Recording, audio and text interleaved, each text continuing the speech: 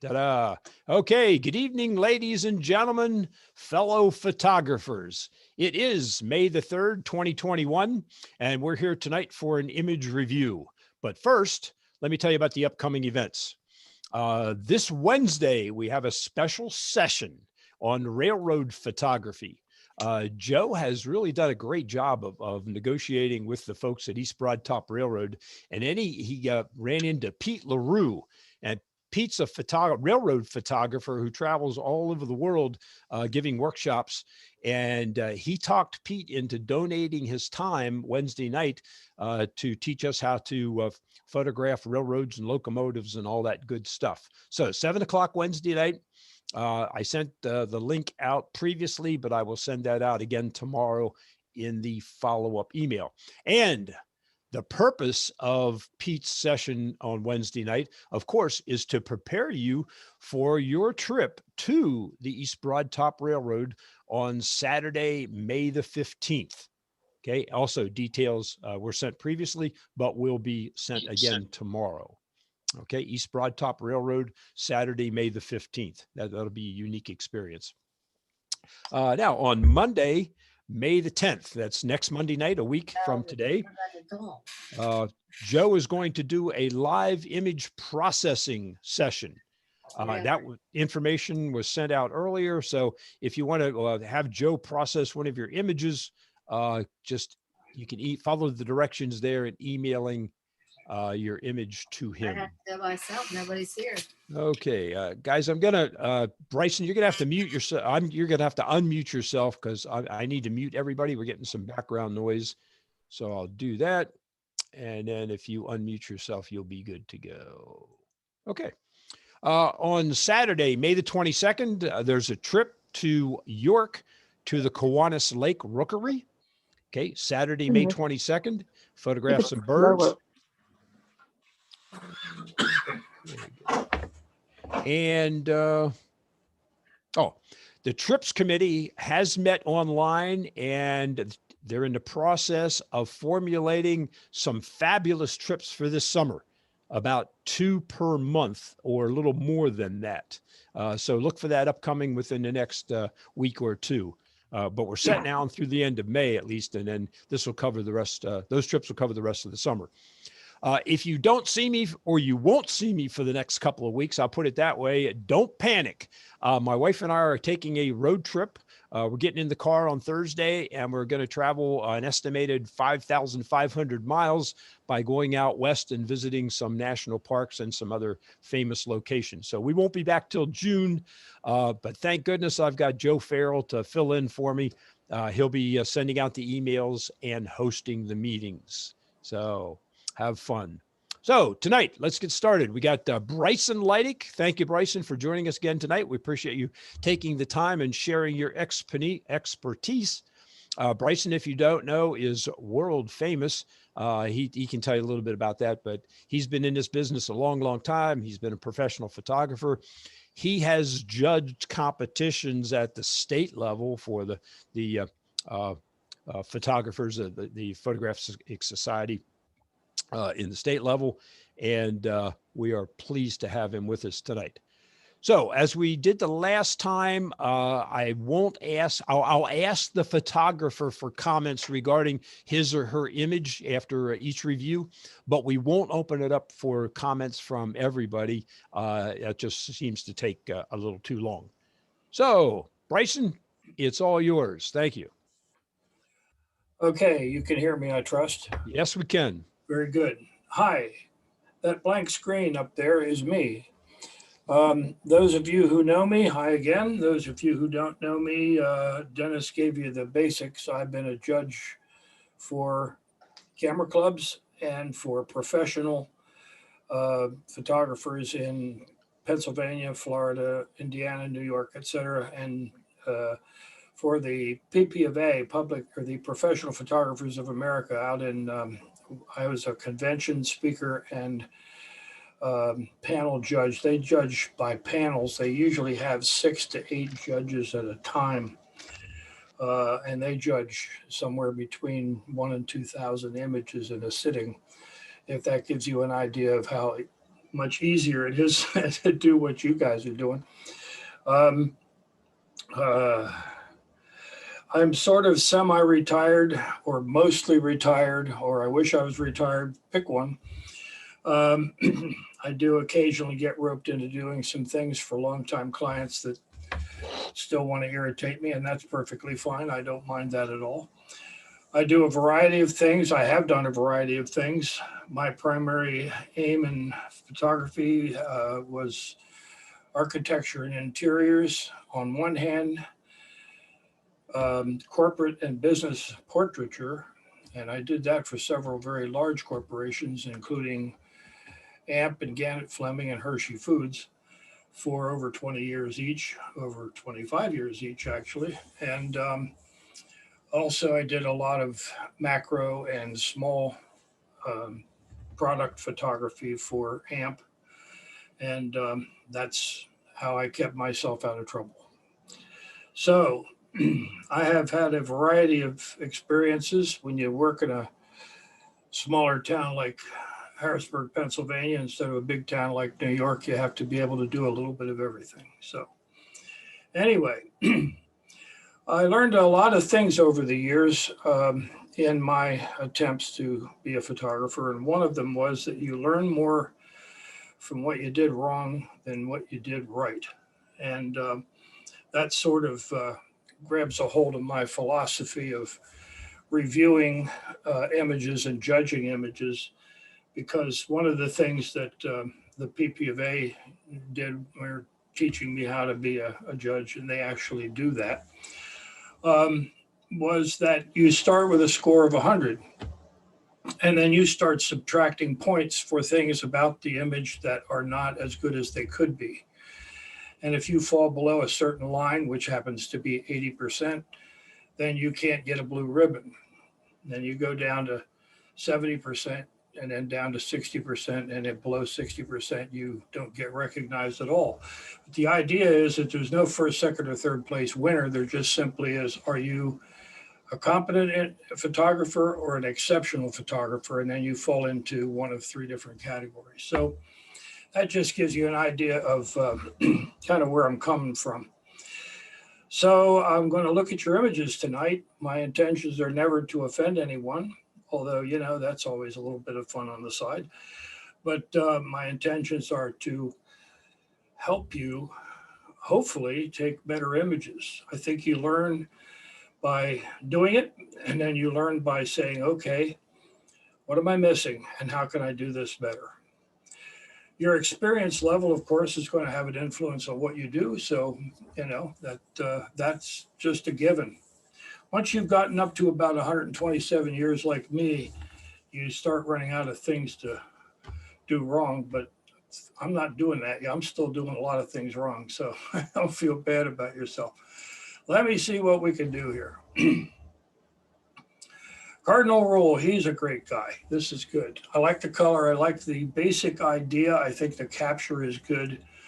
One of the things that you do when you're photographing subjects that have a life of their own, birds in particular, because they have a tendency to be there 1 second and gone the next, butterflies are another, is that you shoot a lot.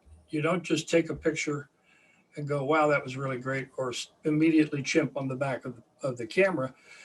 You see something, you go for the focus, you try to get a basic composition, and you either just start pressing that shutter or you put it into the mode that, you know, so the camera just keeps running on its own. And you want to allow the bird to, you know, do its thing, but you also want to move the camera around as much as you can before you scare him away. And the objective is to get the best possible relationship between the foreground and the background, and the best possible composition you can get. And of course, the end result is usually that you crop in order to get your final composition, and that's not a problem. By moving the camera around, I would say that if you have options, that this little intersection here between the bright and the shadow and where his beak ends would be one of the things that I would look for an opportunity to make better by moving the camera a little bit as you continue to shoot so that that wouldn't happen. This is pretty nice and sharp. There appears to be a nice highlight in the eye.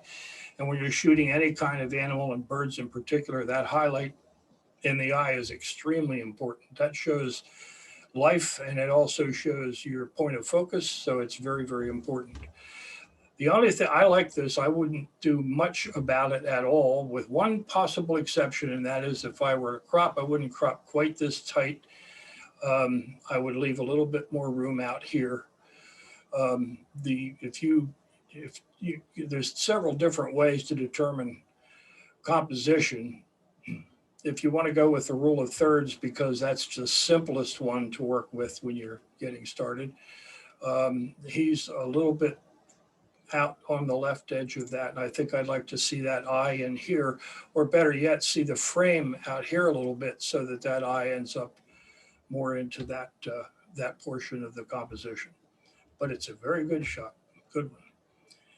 This is nice, and I'm a fan of the long, thin horizontal crop, so that's not a problem. And, you know, getting rid of unimportant information makes pictures better. I like the thought here. I like the idea. I like the capture. The downside is that it's a background looking for a subject. If this had a cannon in it sitting over here, or a guy on a horse here, or a guy in uniform standing out here, or a couple of guys walking, that would be even better. The problem is that without the title, this doesn't mean anything. So the picture has to tell the story all by itself, or just simply exist for its beauty, okay, if you want to go that route. So the Gettysburg Battlefield in the Fog title tells us what we're looking at and why the fence and where it was shot and all that sort of thing.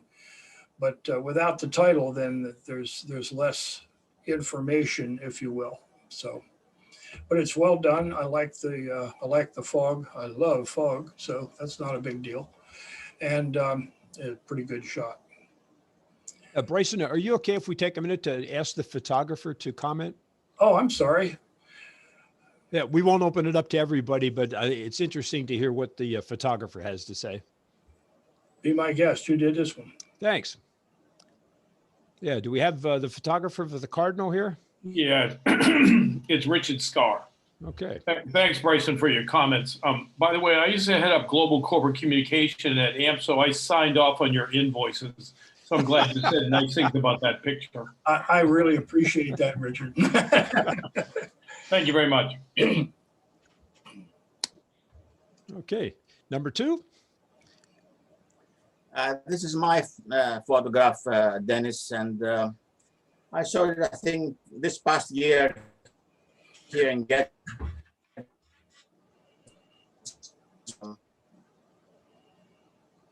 We're apparently having a little audio problems, Dimitri. You're not coming through.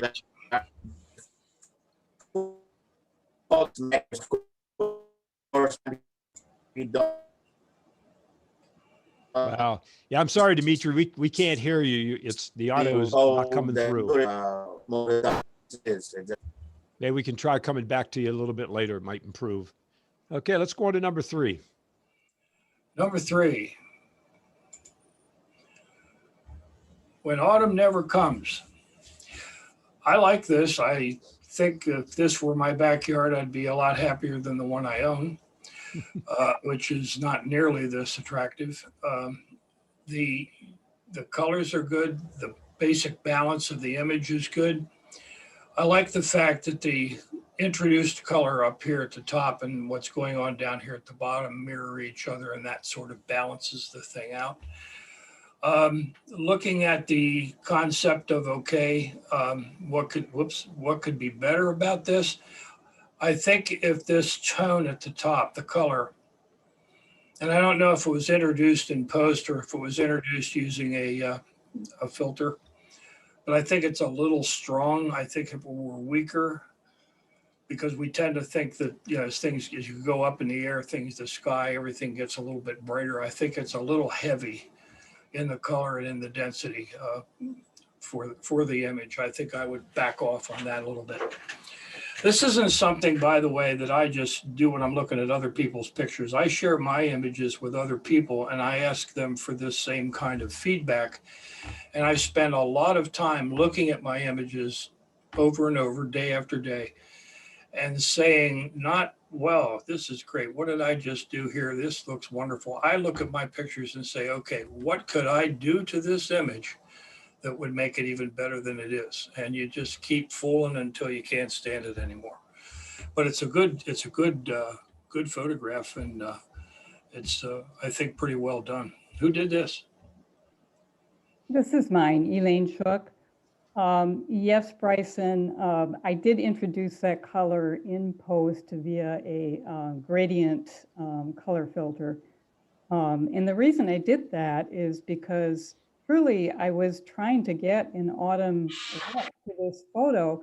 Now, it was taken in fall, albeit early fall, so the colors wouldn't normally have been very brilliant anyway.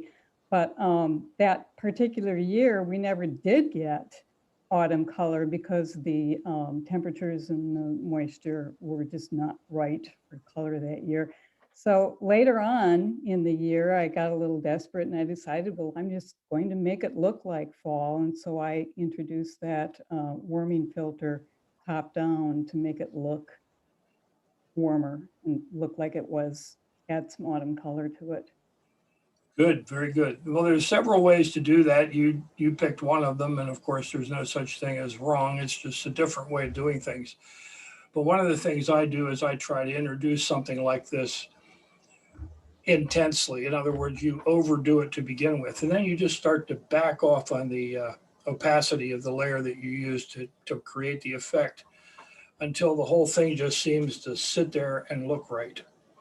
I think most of these things, vignettes in particular, have a tendency to overwhelm you if you don't give them an opportunity to back off. I think what you want to do is you want to say to yourself, I want to feel that effect, not see it, if that makes any sense.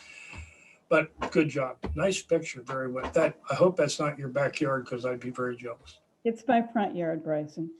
It's what? It's my front yard. Oh my goodness gracious. That's worse. Thank you for your comments, Bryson. That's good. That's very good.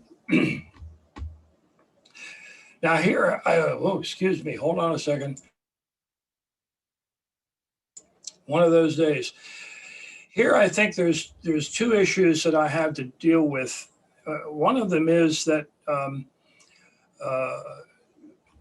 the title definitely reinforces the concept of the photograph, but not everybody is going to immediately land on the fact that this is a piece of artillery here. I think most people will, but not everyone. In context with the slightly out of focus sign in the background and the title, you're going to make the leap. But I think in general, I would back off on this a little bit in terms of the zoom or with your feet. Leave a little more room. Get rid of that. Get rid of that. And show a little bit more of the gun itself, of the barrel, so that you have a little bit more information for people to see. That I think is going to make that leap very, very quickly. The other thing is, I think I would move to the left, which would move this to the left and create a gap between this and the front of the gun. I think this, whatever structure this is with the American Legion placard out front, could be over here, just so that maybe this is really close to the edge. And there's a bigger gap between this and the gun, because them running together like this, I don't think is really necessary. So from a compositional standpoint, I would move the camera to the left and try to create a gap in there between them. When you find a good subject, I think you'll find that most of the photographers who teach will tell you the same thing. If you only take one picture and run, you're really kind of shooting yourself in the foot.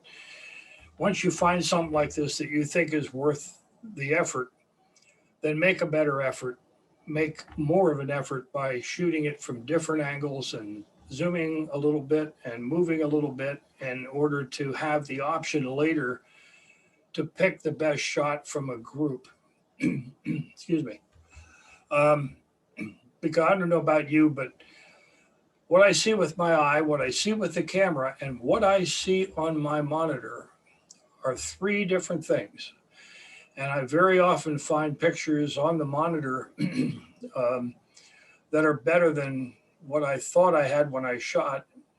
More often, what I see on the monitor isn't as good as the excitement I had when I shot it in the first place. So you have to give yourself the opportunity to make those decisions. So play a little bit more. But exposure-wise, and the finishing, the black and white, all pretty good. No, the blacks are not tanked. Good shadow detail, good highlight detail. Overall, the processing is pretty well done. So you're on your way. Who did that? That's mine, Anthony Tamalonis. Thank you for your comments. I did walk around a bit, and part of the problem that I had was that there were things there, like right where this crank looks like it is, there's a garbage can there on the other side of it, right next to that sign, and I don't have the skills to take that out. I had everything I could do to take out a no parking sign all the way on the far left that was up in the photo. So, I mean, part of that's due to my ability in Photoshop, or my lack of ability. And I also didn't see the touching of the things. That is the truth. Yeah. Well, these are things that over time you become more sensitive to. And, I would hesitate to go back to the beginning of my efforts and show you anything that I photographed because, I was in the same boat as everybody else at the beginning. You create stuff that, and as the years go by, you're just going to say, I really wish I hadn't done that. But I encourage you to keep learning Photoshop because taking out trash cans and stuff, unfortunately, becomes a part of what you do when you're taking pictures. Trust me, I do it a lot. Thank you. This is good. This is really good. Who blinks first? Or when, you go out far for a long pitch. I like this. I think it's good. This is one of those, I think strong vignettes are very popular in certain circumstances with certain photographers. This goes back to something I just said a moment ago, and that is I like to feel the things that you've done rather than see them. And I can see the vignette in here and I would rather feel it. So I think the vignette is a little dark on the edges. So I would probably back off on that just a little bit. But the detail, the black and white processing, the tonal values, I think are just really well done, especially for the subject, and they're very appropriate for the subject. So I think, aside from my nitpicking, I think it's a very good image. Who did this?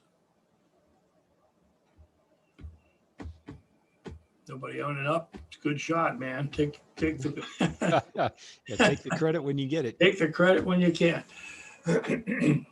Nobody. Going once, going twice. Okay, number 6. Oh, wait, That let's was ask Joe you- Farrow. Oh, no wonder. Okay, Joe's. Well, you taking a lunch break, Joe? Yeah, he's on vacation with his family, so he has to be excused from the meeting, though. I was impressed with that. Oh, there you go. Okay. Okay, number 6. Tell him he needs a doctor's excuse. Yeah, no, Okay. When you shoot architecturals, you really do have to, and you put them in front of somebody like me, you really have to make those verticals vertical. I'm sorry, whenever you pitch the camera up, the things that are higher than you are tend to come in toward the center. So the sides of the building, instead of being straight up and down, tend to lean in. And as you get in here and you get over here, they start to go in. You see how this leans into the left, this leans or to the right, this leans into the left. That is a dirt simple fix in Photoshop.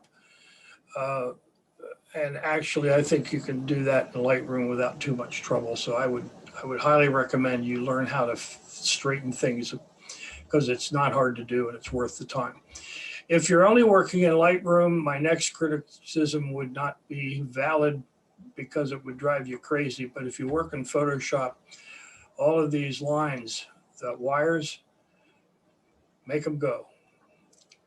It's a lot of work, but if the shot is worth it, then the work is worth the time and effort you put into it. It's difficult to do, and sometimes it's extremely difficult to do, but I just did one of those myself, and it took me the better part of 2 different afternoons in order to accomplish the work. But the result is a photograph that you could look at and go, oh, wow, you know, it was worth the time. The only other objection I have is I think color saturation. You've got a neutral, essentially neutral subject here. So that's not a problem. But if you're boosting the saturation, then the doors and the blue here and the blue up here have a tendency to pop a little bit too much. I think, again, in the idea that I want to feel it more than see it, I don't tend to be one of those people that likes heavy saturation. I don't think if I was driving down the streets that red door is really that bright. Electric doors are not in favor right now. So, photographer. Nobody. Rick, who took this one? Zoe. Oh, Zoe, you with us tonight? Apparently not. Okay, on to number 7. This is good. This is well done. I would like to see a little bit more light work its way out into the fingertips, but I'm really nitpicking to go there because this looks good, it feels good, it's basically well exposed, and if it's ambient light as opposed to something you did yourself, then you kind of have to live with that for the most part. Although you can fuss with some of this stuff in Lightroom or Photoshop, maybe darken this down a little bit in order to force the eye in to this area. Remember that photography is all about light. So where that light is coming from and where it's going and where it lands are all important in the way that the photograph comes together. This detail down in here, the roughness here, and all of this detail, the leather, that's just superb. And thank goodness it's all nice and sharp, and it's just a very, very well done. Good job. Who did this? That's mine. It's Ron. This is actually my first try at light painting. Oh, good. So the lighting on here was done with a small flashlight. Very good. That was like a 2-minute exposure at f11 or something like that. I was curious. I actually submitted something else and then took it out and put this in because I got done with this like 10:30 on Friday night. I was messing around with it and I figured I'd submit it just to see what you guys thought of the lighting. Now, did you try to do it all in one shot, or did you do it with multiple exposures? No, it was done with one shot. It was just a 2-minute exposure and a small flashlight. Okay. I added some color in with Lightroom, but because it was pretty white. So Yeah. Well, you did a good job with the color added too. It's very real. I wouldn't have thought you manipulated that. So that's a positive thing. If you can fool them, then you've done your job right. That's good. Yeah, I recommend learning a whole lot about lighting because that's what we do, and those are the kind of controls you want to have. And if this is your first experience with light painting, I encourage you to keep going because yeah, Keep it up. I intended to after this was maybe the, 1, 2, 3, 4. It was about the 6th or 7th try at it with this setup. Mhm. Till I got it a little bit to where I wanted it. Yeah, I kind of got hooked now. It is an excellent way to work, and if you can get accustomed to the idea of multiple exposures and painting them together in Photoshop, that will give you even more options, and that's a good way to work. Okay, well, thank you. Appreciate it. Absolutely.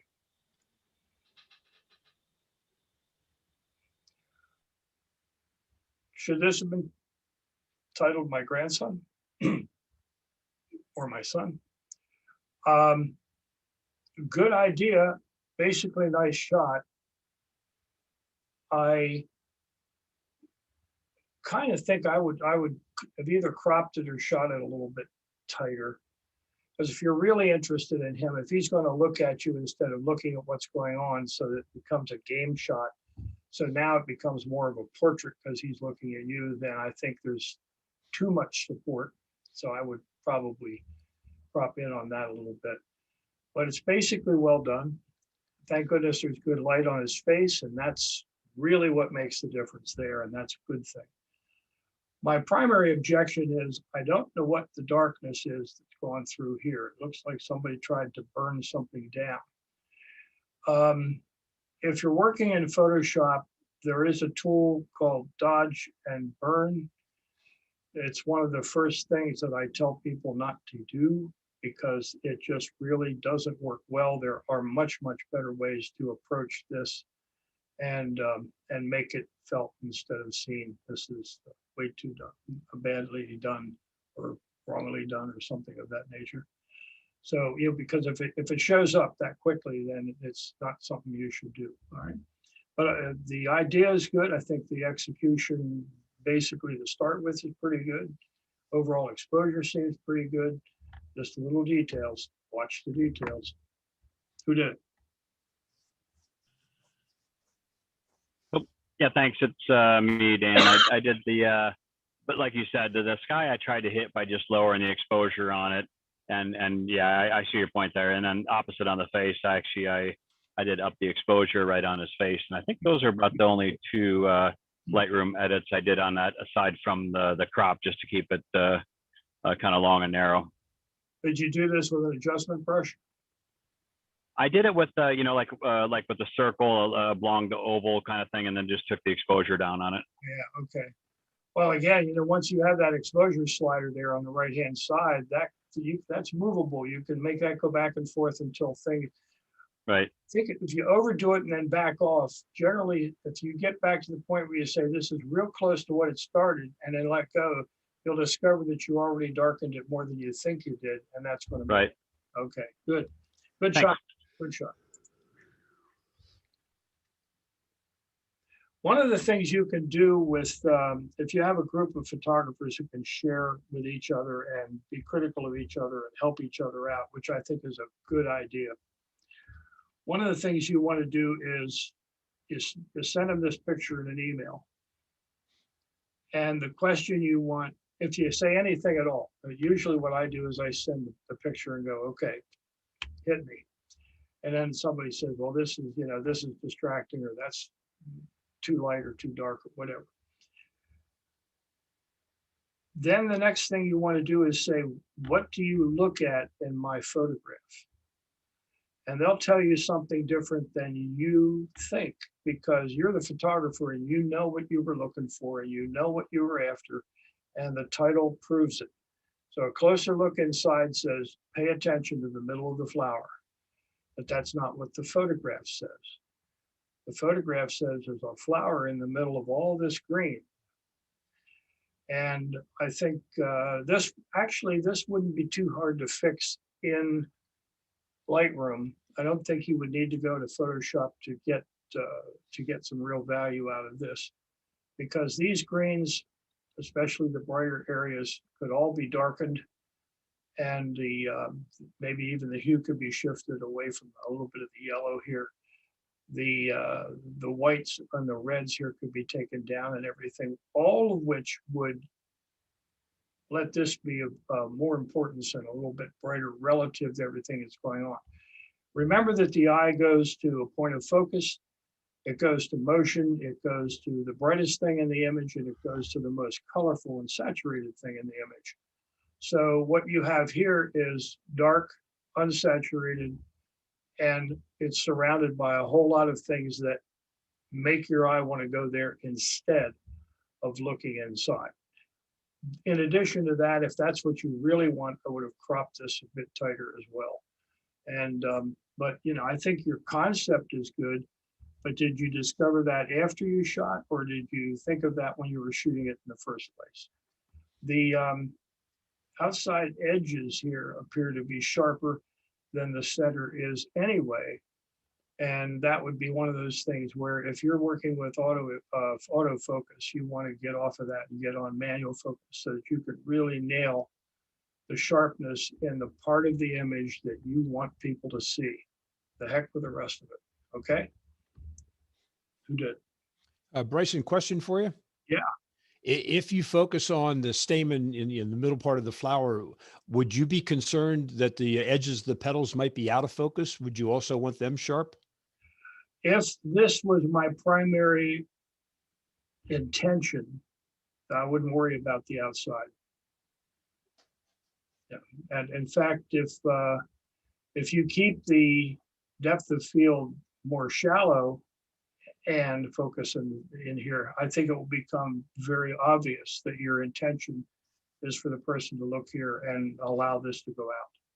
And actually that will show up in another picture here, and I'll get back to that thought when we get there. Okay, thanks. Who's the photographer? Okay, Rick, who took this one? It's Amy. Oh, I okay, took Amy. it. This is actually done with an iPhone on a walk, so I didn't have my Nikon with me as far as getting in like closer, and I haven't really played that much with the features on the iPhone 12. So I just thought it was kind of pretty, and I probably could have cropped it in a bit more. So yeah, that was a good comment. It was just kind of a spur of the moment, and maybe I should have chosen a different title. I see your point about that. I just didn't want to say blatantly tulip. That's kind of boring. So I'm just playing around with different ideas as to the title, but I thanks for the comments. I might play around with this a little more. Yeah, it's probably worth the effort. Playing around is how you learn, and that's always a good thing.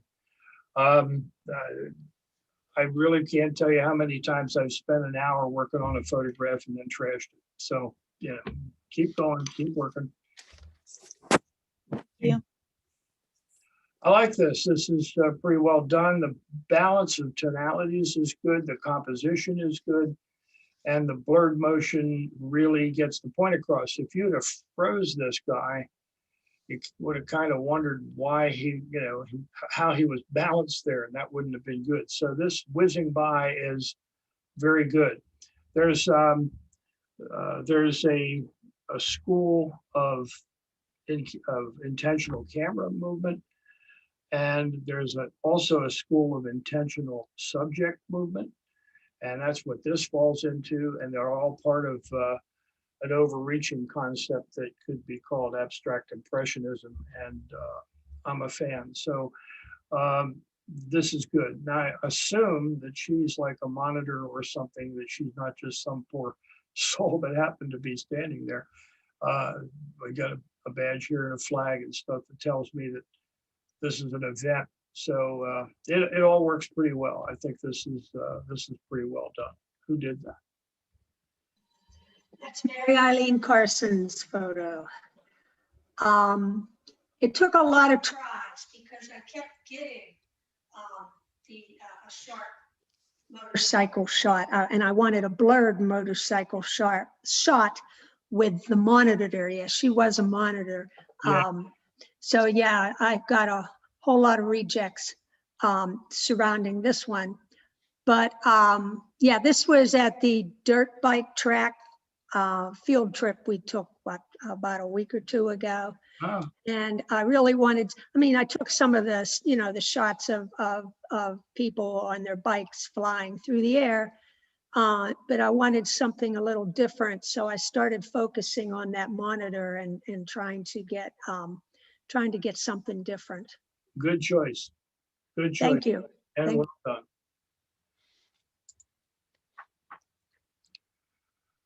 I like this. I like the simplicity of it. From a compositional standpoint, I say, hurrah. I think you did good. You could pull the top down a little bit, but that's nitpicking. I don't think that that's absolutely necessary. The way that it sits in the frame, I think is very, very good. One of the artists that I watch on occasion said that the way to learn how to pay attention to something is not to pay attention to it, but to pay attention to what's around it. Look at the negative space as opposed to the positive space.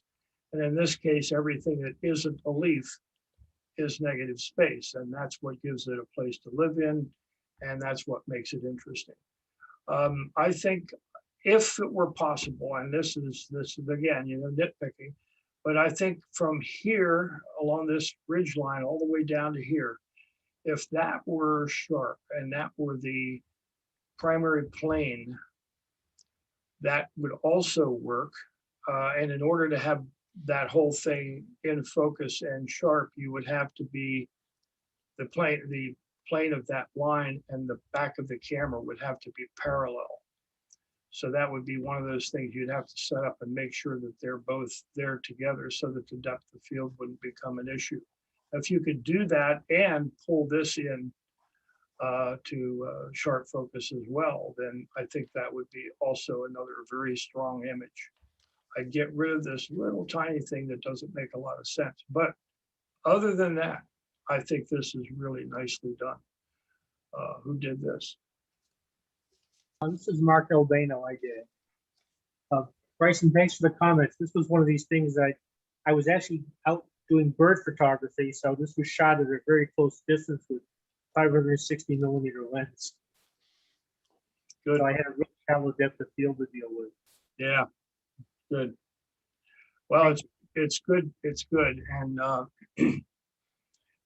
sometimes things like this are a great way to blow an afternoon because you could literally spend a long time photographing and rephotographing and moving and playing and then have those options later to look at what the results are. And then you really can't, as much as you try, you can't say, oh, this is exactly how I want to see this thing and do it the first shot. It never works. Trust me, been there, done that. Yeah. But I think that this is a valiant effort and a really good shot. So good. Well, thank you. And I'm going to keep that in mind and work on it a little more. Wonderful. Now, speaking of spaces, you can't argue with a shot like this. I mean, you know, you don't take any time to set up, you just do it. And I love the am I too close to this? This is just a good capture. And, you know, what do you say? It is what it is. I wouldn't have done it any differently. I couldn't have done it any differently. The only thing you can do is if you have now I'm going to give my age away. I'm forgetting what the digital statement is, but in the old days, we used to call them motor drives, where you press the shutter down and you just get 15 shots in 1 second. And then you find out which one has the best interaction between the two planes and the best composition between them. But good shot, nice capture. Who done it? I did, Terry Longenecker. That was taken down at Annapolis, 2018, I think it was. No, 19. And those birds came in so fast. We were shooting at 1/4000th of a second to stop them. Yep. And these guys, I shot this at 100 millimeters, and it was just one of those shots. Yeah, I know what you mean. Good job, Terry. Thank you. You did a good job. It's a nice capture. Notice And they have their landing gear down to slow them down a little bit. Yes, they drop when they do close maneuvers like this, they drop their landing gear and that helps to control them as they're coming together. Yeah. And it's a lot closer than you think it is there. I mean, one little mistake and they'd have both been gone. If you could hear them on the radio talking to each other, they go through these maneuvers and they literally count. So one of them is in charge and they go 1, 2, 3, 4. And so their hearts are beating in sync with each other in order to do these maneuvers. And it's really impressive. Good job, Terry. On that particular day, I got a shot of these guys and nobody will believe me, but I can prove it. There were 2 bald eagles flying at the same time these jets were flying. No, I don't believe it. I'll send you the photo. Very good, Terry. Very good. Thank you. Spring has sprung. This is a good capture. This is really good. The nice sharp eye just nails it, and then that everything else falls into place. The little extra plays of color, slightly out of focus and more out of focus, a little blue down here, that's wonderful. The only thing I would have done any different is I would have taken this light spot in the upper right-hand corner and just taken it out. That could be done with clone or heel, depending on where you're working, and it wouldn't have been hard to do. And I think that would have been worth it. It just would have sealed the deal. But a nice sharp tail down here. This is just really, really nicely done. Good job. Who did this? That's mine, Jim Berlinger. Thanks for your comment. I'm going to go back and take that upper right-hand corner out for sure. Yeah. Good one. This is I took about 6 or 7 shots of him. He was cooperating, huh? Not all the shots he was cooperating. I finally got the head. Yeah. The direction I wanted. I didn't want a 100% profile picture. That doesn't look too good. I wanted some character and interest to it. Yeah, well, where he's sitting and the composition and then him looking this way, that all works. That's the way it's done. That's the way we see. So good. Very nice. What kind of bird it is, Jim? It's a goldfinch. It's a male. Oh, okay. He's molting. Very good. Excellent.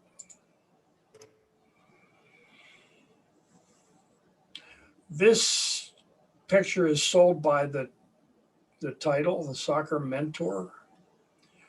But I think the problem here is similar to the flower we saw earlier, and that is that the primary area is a little dark, a little flat, and surrounded by a whole lot of distraction. And I think I probably would have cropped down pretty tight to the top here. Maybe come in far enough here to at least get rid of these windows at the edge and make a good solid line, come in on the other side and come in on the bottom far enough to get rid of this distraction in the corner. And then I would have darkened everything around this and made this area contrastier and a little brighter. And if you're saying, well, that would be hard to do, actually, no, it's not all that hard to do. You need to play with it. You need to experiment with it. You need to learn it. But it is something that's worth learning because it's going to help you tell the story a little bit better. I understand the impetus. I understand, oh, that's nice. I should shoot that. But then you have to also realize what are people going to look at? This is a background behind this. And most people looking at this shot to me would say, did you miss the players? Are they out here on the right? And, they should be in here playing.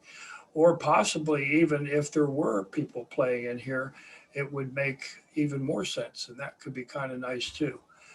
But I see why you shot it. And I think it's a pretty good idea. I just think it needs to be managed a little better in order for me to pay attention to what I think you really meant to say. Okay? Who did it? That's mine, John Kern. Mm-hmm. And That was shot in a tour of Buenos Aires, going down the street in a bus with my iPhone. No. That, and I probably would have never put this shot into a competition, but I wanted your comments on it because I like the idea of the again, taking picture of an artwork, is kind of like, yeah, who's the artist? Is it the photographer, or is it the painter?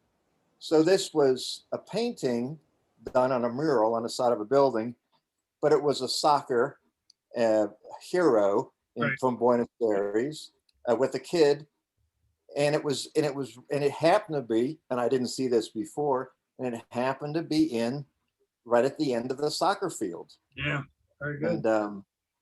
And so I really just wanted your comments.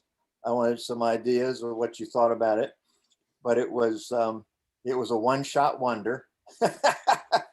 And, what we call a memory photo, yeah. But I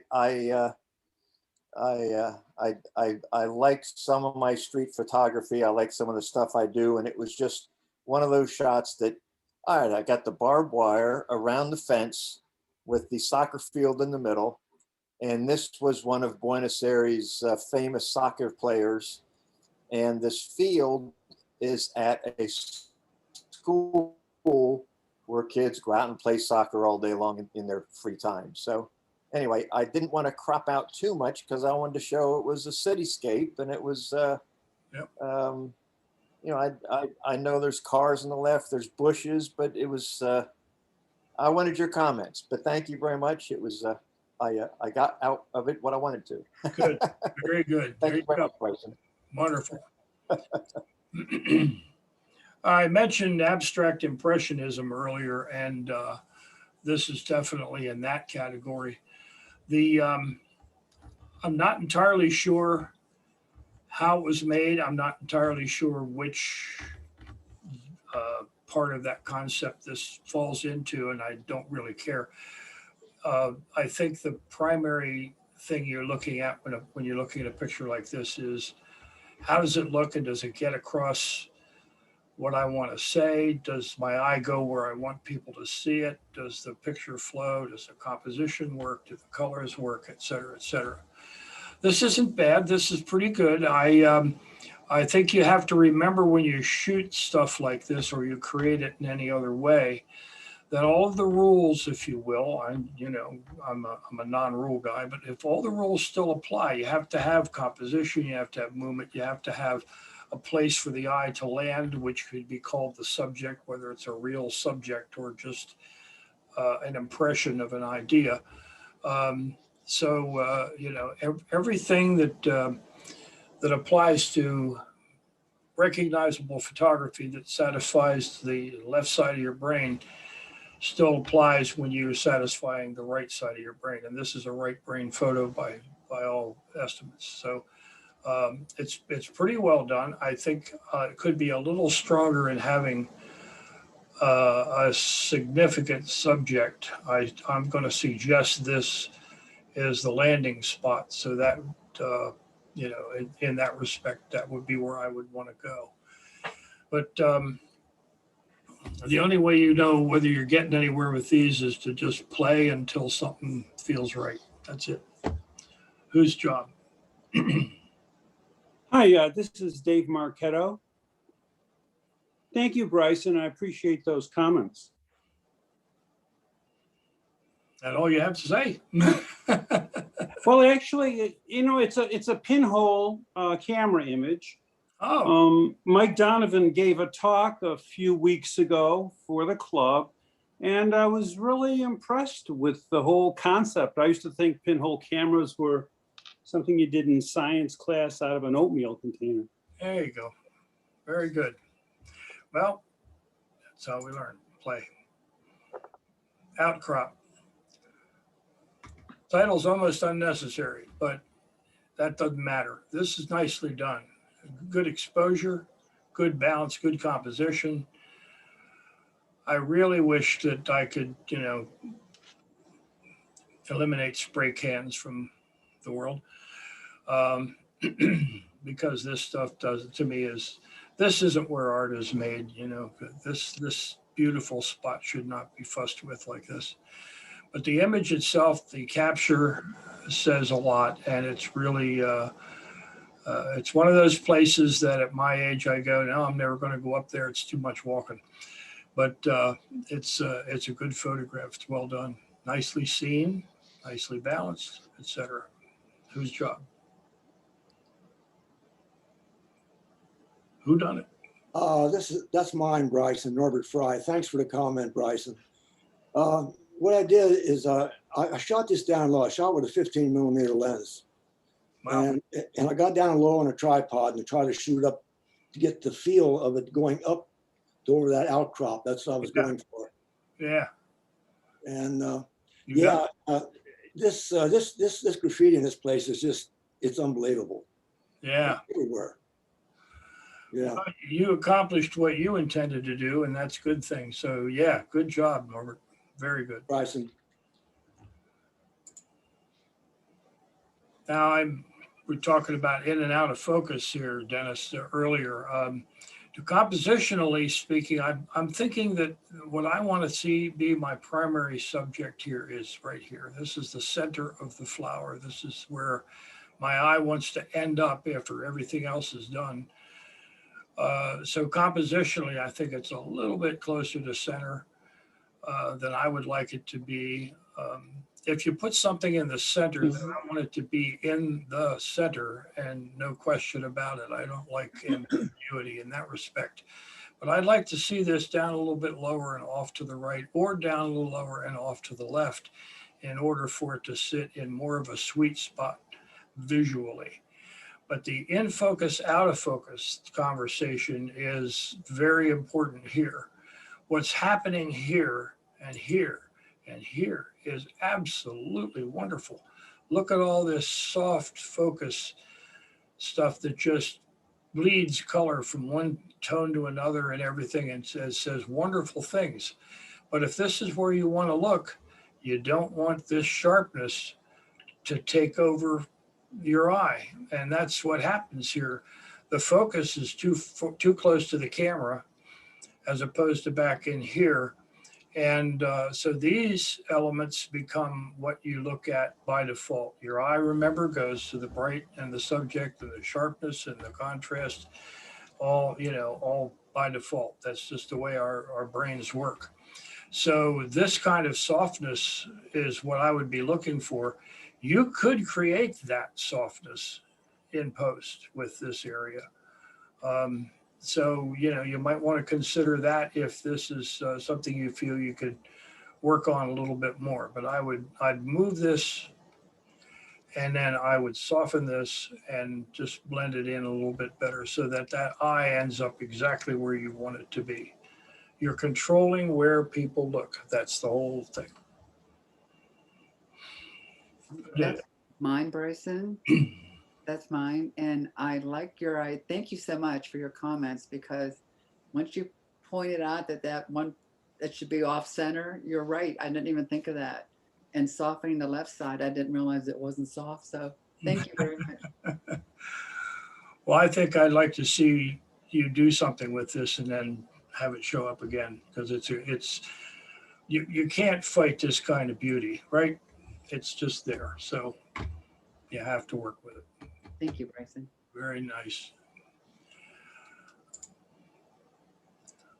I got nothing bad to say about this picture. How's that for comments? I'm assuming this was taken at a recreation. The digital cameras back at the point in time when the Battle of Manassas was fought were really pretty low res. So I have to assume this is a more current photograph. So it's nicely done, rendered to monochrome with a tone, and it's well composed. It makes sense. I don't see a reason for anything to be critical. I would just simply frame it and put it on a wall. Nice. Who done it? That was mine. I happened upon this reenactment at the Daniel Lady farm. I hadn't planned to go, and it was just wonderful. I took over 1,000 photos. I just can't say enough about this reenactment, and hopefully maybe next year the club can go. As I say, I hadn't planned on it. I just happened to go by and there it was, so I stopped. Well, I saw the other photos you posted on Facebook, and you've got a wonderful collection of photos from that reenactment. Yeah. Well, I was limping around, so this guy with a golf cart said, "Let me take you down to where they're going to be. I'll take you to the best spot." And nice ploy, Diane. Yeah, hey, you got to play that card every now and then. Very good. Very good. That's great, Diane. Thank you. Nice job. Nice job. Thank you for your comments. No problem. Anytime. And the last one, tree corridor at Opossum Lake. And this, of course, is the corridor. Now we get into the concept of symmetry, and we get into balance inversion, verticals, and all that sort of thing. I would make this my center line, and I would make it distinctly vertical, which you'd be done with a crop, and you just rotate it until this line becomes vertical. Everything here, for the most part, is leaning to the right, which says to me that that would be possible to do without too much work at all. I would soften the highlights. I think the brights are too bright. And once you got that symmetry going for you, I think you would discover that this would become a much more interesting and powerful image. And that would encourage you to work on it a little bit more, which I think is another good thing. That's one of the things about playing with the crop tool and composition, et cetera, that's really interesting. And that is the first thing you do is you look at it, you say, that's a pretty interesting image. And then as you fuss with it, you go, hey, you know what? That's a really nice image. And then you work on it a little bit more, and you get to the point where you have something that is excellent instead of just simply nice. So taking the brights down, especially on this edge here, because if this guy's going to stay in after you do all your cropping and everything, then being bright and right on the edge and just sucking your eye out there is not a particularly good thing. So you'd want to take him down a fair amount. You can do it with a gradient. Sometimes you can do it with a selection. If you're in Photoshop, you can do it. I would increase the contrast and lower the brightness. It takes a little bit of fussing, but it certainly can be done. And I think it would be worth the effort. So you got a good start with a good capture. Just work a little harder. Who done it? Thanks, Bryson. That's me, Rod Frazier. I took this about a year ago. I went to Opossum Lake to take a picture of some waterfowl, but there weren't any in the lake at the time. So I walked up to the woods and I saw this corridor and I said, oh, I just got to take that. So I took it in color, and then when I put it on my laptop, I thought put it in black and white would make it pop some more. But I didn't play too much with it after that.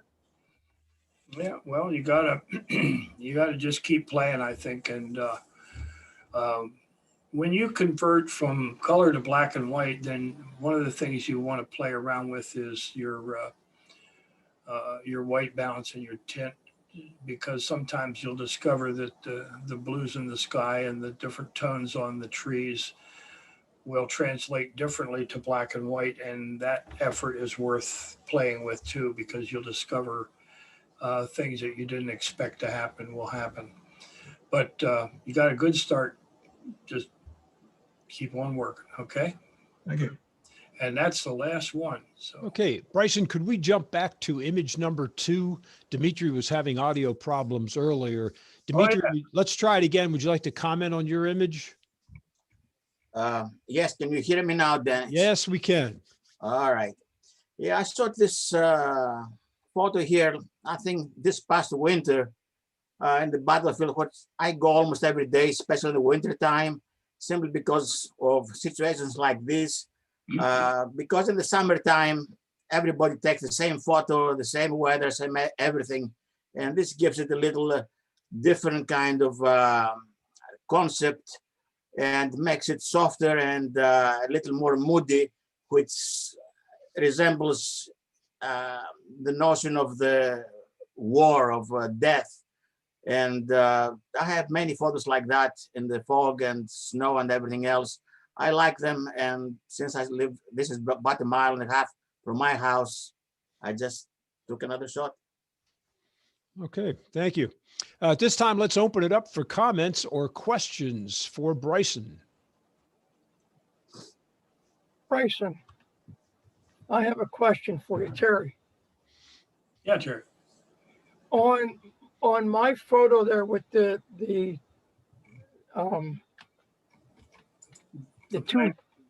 two birds, I call them birds. I was trying to get the area around the number 4 to tone down. It seemed a bit too bright to me.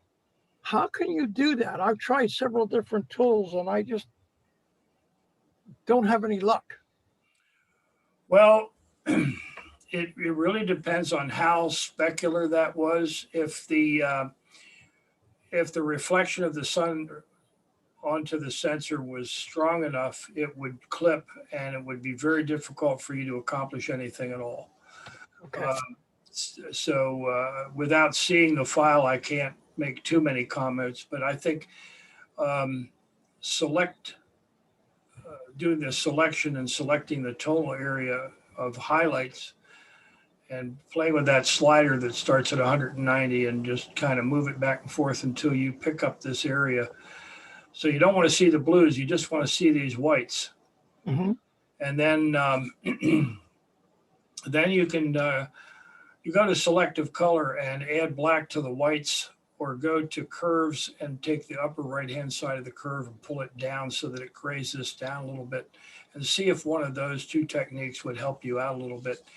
Sometimes when these things are specular and they just really blow out hard, it's difficult to bring them back. But if the dynamic range of your camera is sufficient and the exposure is such that you have a little bit of room up there at the top, then you could bring a lot of that back. The problem is that you're going to have a difficult selection to work with. And I think the idea of a mask where you could blur that mask so that you could blend the tones in is going to be something you're going to have to work on, because anything that's too hard a selection is going to make itself known pretty fast. So okay. It's a little bit of work, but it's worth it. Thank you. Sure enough. Bryson, hi, it's Rich Scott. I have a quick question. It may be too complicated to answer, but I'm in the midst of producing a second photographic children's book, and my book co-author and I can go back and forth on this. Is there a quick rule of thumb when you're shooting? I'm shooting a lot of pelicans now, which are very difficult to shoot, and particularly getting them to dive.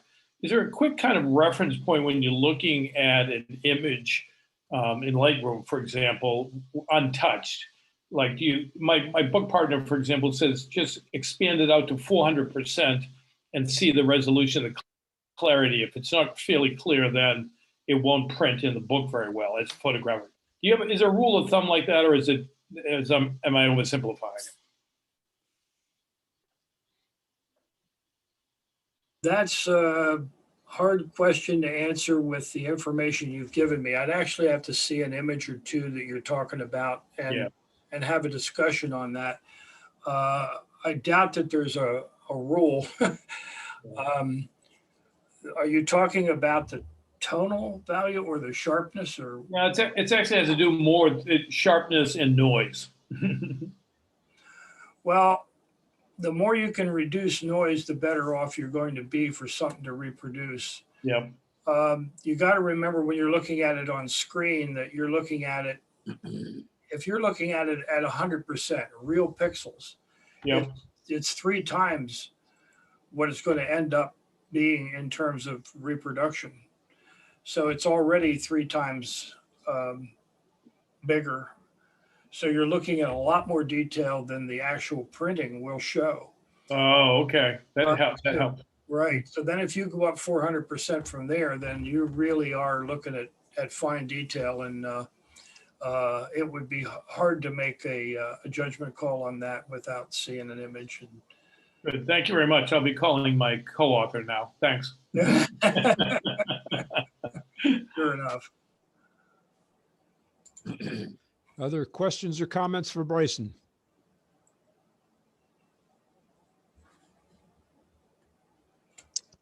Okay, want to alert everybody to a minor change that we're making for future image reviews and competitions. We're going to change the deadline for submission to Thursday night at midnight instead of Friday. Okay, we need a little more time to get things ready to go and get the images to our judge or reviewer. So henceforth, and I'll publish this repeatedly, but the deadline will be midnight Thursday. And I want to thank Rick for his continued efforts here. And every time we have an image review or a competition, it means Rick has to take these images and put them into a PDF and get them to the judge or the reviewer. And then he shows up at the meeting to help us out. So thank you very much, Rick. Any other questions or comments there for Bryson before we wrap up? Hey, Dennis. Yes, Norb. Hey, someone I saw something in the chat down here. Someone asked what that graffiti was at. That is Penmore. Where's Penmore? Penmore is in Smithfield. It's in the right near Waynesboro, Pennsylvania. It's up off of High Rocks up there. Matter of fact, someone told me, I haven't been up there for about 3 years. I don't know. But someone told me they're trying to remove that graffiti up there. I don't know if that's true or not. And yeah, Vicki Sanders, do you know anything about that? Yes, the county had volunteers and some of their staff go up and clean it out. And it was posted all over Facebook that it was done, and the graffiti people came right back. Yeah. So it was only clean for a couple days. Yeah, that's what I thought. The last time I was there, I got a little story to tell you. Right, I didn't realize that, but Sector R is located right behind that. There's a gate that goes into Sector R, which is a very high security area with the military. It's with the Pentagon, matter of fact. The gate was open. I just drove in and started driving down. All of a sudden, all these military vehicles came out with Marines with guns and all, and they escorted me out of there. They said, "What are you doing in here?" Hey, that's our gate open. Yeah, the gate is just past the parking area for the area where your picture was. Yeah. And I believe that's Site C. Site R is down between Fairfield and Blue Ridge Summit. Yeah, somewhere in there. Yeah, that's what they said. Okay, but it was interesting. Okay. Yeah. Yeah, it's a beautiful place. Very good. Okay, Bryson, thank you very much. As always, we appreciate your insight and your review of the comments. How about a nice round of applause for Bryson there, guys? Thank you all. Thank you all. Thank you, Bryson.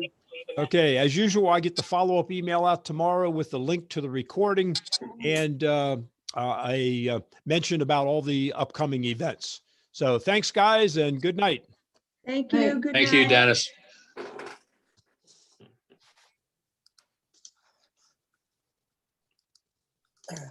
Thank you very much.